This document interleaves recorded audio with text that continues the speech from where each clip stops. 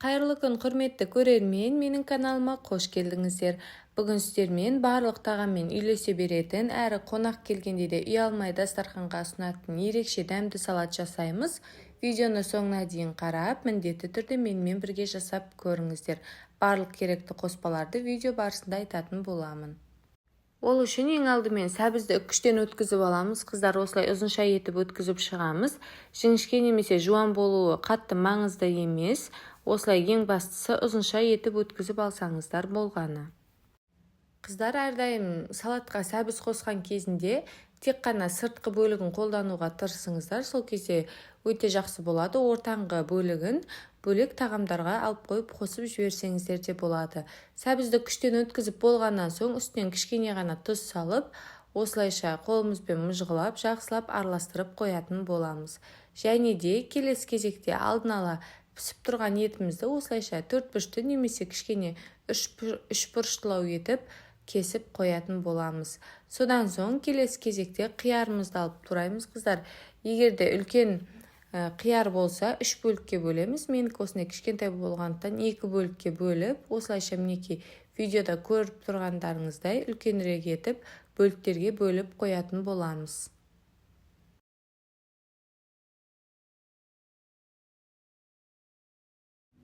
Қиярды турап болғаннан соң келесі кезекте қызанағымызды турайтын боламыз. Қыздар, барлық қоспаларды міндетті түрде описание бөлімінде жазып қалдырамын. Өзіңізге қажетті көлемде адам санына байланысты аз немесе көп етіп жасай бересіздер. Қызанақты да жақсылап тазалап алдық. Содан соң мінекей видеода көріп тұрғандарыңыздай 4 бөлікке бөлдік, және де сол бөлінген бөлікті мінекей осы видеодағыдай қиғашынан бөліп шығатын боламыз. Біздегі қиярды, қызанақты да осылай үлкенірек етіп турап шығамыз. Құрметті көрермен, видеоларым ұнап жатса, әрі пайдалы болып жатса, каналымның дамуына үлесіңізді қосып, әрі келесі видеоның шығуына мотивация болып, лайк басып, пікіріңізді қалдырып, және де тіркеліп отыруды ұмытпаңыздар. Каналыма кіріп видеоларымды қарап көріңіздер. Өзіңізге керекті, ұнайтын, қолжетімді рецепт табатыныңызға сенімдімін.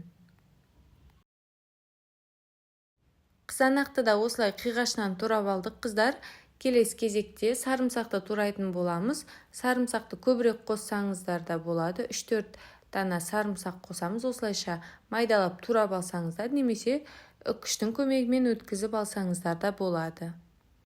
Келесі кезекте салатымызға дәмдеуіштерімізді қосамыз. Ең алдымен паприканы және де сәбізге арналған приправа болса соны да қосамыз, және де міндетті түрде кориандр қосамыз. Содан соң кішкене ғана тұз қосамыз. Қыздар, мен мына жерде кинзаны қосуды ұмытып кетіппін. Осылай турап қосып алдым.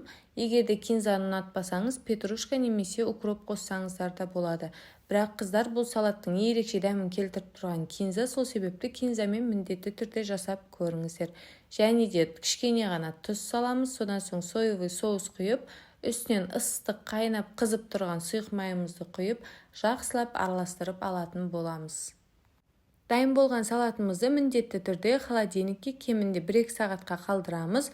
Бір түн тұрса да дәмі сіңіп өте керемет болып тұрады. Мінекей қыздар, біздің салатымыз дайын болды. Осылайша қалауыңызша бетіне кунжут сеуіп қойсаңыздар болады. Сеппесеңіздер де өздеріңіздің қалауыңыз бойынша өте дәмді, әрі ерекше, иісі де керемет болып тұрады. Қыздар, бұл салатты жасап болғаннан соң міндетті түрде холодильникке кемінде 1-2 сағатқа қойып алыңыз. Сол кезде дәмдеуіштер бір-біріне дәмі сіңіп өте керемет болып тұрады. Қыздар, міндетті түрде жасап көріңіздер. Қонақ келгенде де ұялмай дастарханыңызға қоя аласыз. Сіздерге ұнайды деген сенімдемін. Видеоларым ұнап жатса лайк басып, пікір қалдырып, каналымның дамуына үлесіңізді қосып, тіркеліп отыруды ұмытпаңыздар. Баршаңызға рахмет.